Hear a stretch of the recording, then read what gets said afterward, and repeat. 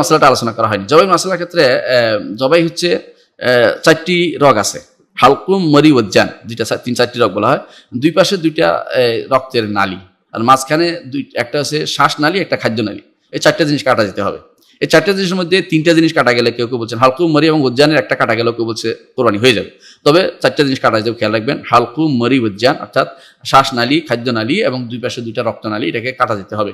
এবং রাসূলুল্লাহ সাল্লাল্লাহু আলাইহি ওয়াসাল্লাম বলেছেন, ওয়াল ইয়াহুদ্দু আহাদুকুম শুফরাতাহু, তোমাদের কেউ যেন তার ইয়াটাকে ধারালো করে নেয়, তার ছুরিটাকে ধারালো করে নেয়। ওয়াল ইউরিহ যাবিহাতাহু, যাবিহাকে আরাম দেয়। হ্যাঁ, ইন্নাল্লাহ কাতাবাল ইহসানা আলা কুল্লি শাই, আল্লাহ তাআলা প্রত্যেক জিনিসের উপর ইহসান লিখেছেন। ফাইজা কাতালা আহাদুকুম ফাহসিন কিত্তাতা ওয়া ইযা যাবা আহাদুকুম ফাহসিন যিবহা, তোমাদের কেউ যদি জবে করতে হয় সুন্দর করে জবে করো, হত্যা করলে সুন্দর করে হত্যা করো। অর্থাৎ তোমরা যেন কষ্ট দিয়ে কাউকে মেরে না, যেটাই পাশ্চাত্যে করা হয়, তারা গরুর মাথার মধ্যে গুলি করে, সেটা কষ্ট পাইতে পাইতে মরে। আবার কেউ একখান দিয়ে গুলি করে, সেটা গুলির কষ্টে মরে যায়। এগুলি খাওয়া যাবে না, এগুলি নাতিহা, এগুলি আল্লাহ তাআলা নিষেধ করেছেন যে নাতিহা মুতারাদ্দি এগুলির ভিতরে পড়বে, এগুলি খাওয়া যাবে না, এগুলি হারাম। এগুলি খাওয়া যাবে না কোনো ক্রমে, এই জাতীয় প্রাণী খাওয়া যাবে না, যতক্ষণ জবে না হবে, রক্ত বের না হবে, 4টি জিনিস কাটানো হবে, খাওয়া যাবে না। এগুলো 4টির মধ্যে 3টি পর্যন্ত আলেমরা অনুমোদন করেছেন।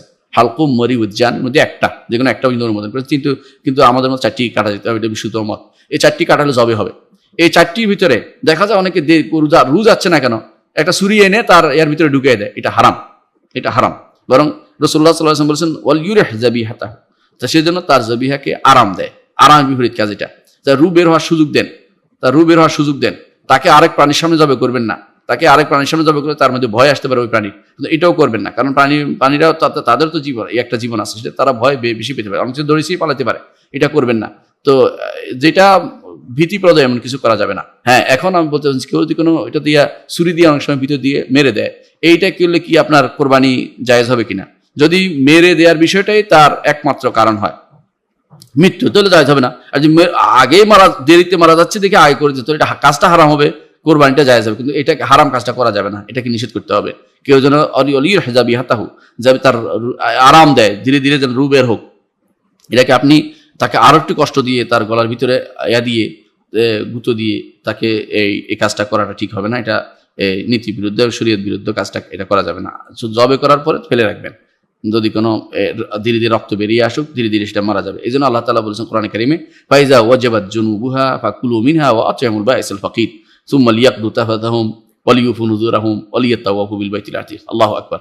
সূরা হজ্জের এই আয়াতগুলো আমরা পড়ি, বেশি বেশি করে বুঝি, তাহলে আমরা আলহামদুলিল্লাহ এই মূলত হজ এবং এই সময়কার যে আমলগুলো বুঝতে পারবো, এই সময় আল্লাহ তাআলা কি চেয়েছেন আমাদের বুঝতে পারবো।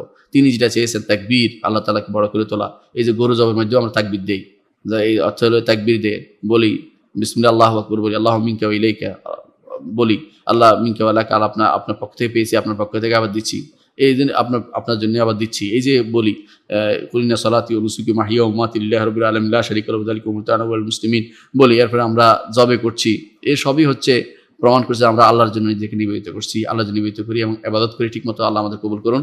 ওয়া আখিরু দাওয়ানা আলহামদুলিল্লাহি রাব্বিল আলামিন। আসসালামু আলাইকুম ওয়া রাহমাতুল্লাহি ওয়া বারাকাতুহু।